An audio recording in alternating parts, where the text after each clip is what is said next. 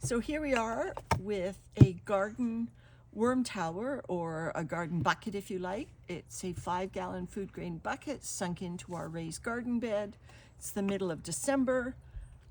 You see we've got holes in the lid. We've got about 6 holes in the lid.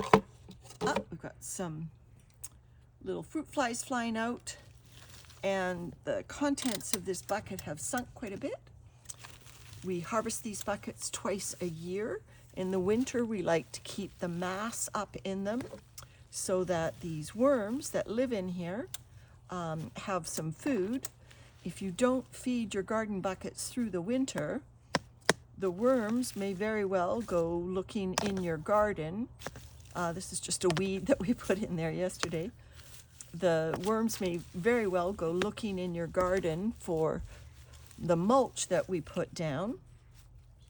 And so you see that here on Vancouver Island, our worms are still active and eating outdoors in the middle of December, and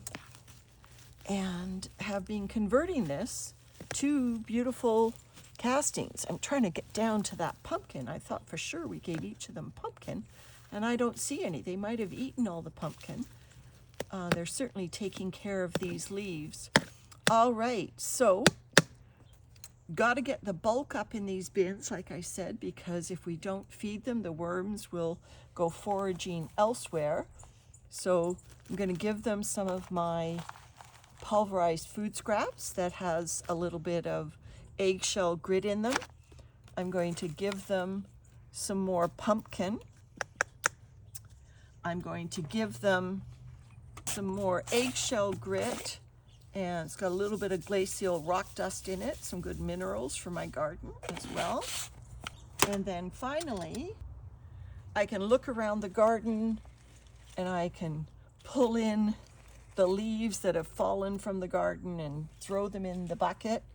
But I can also really bulk this up with some of our shredded leaves.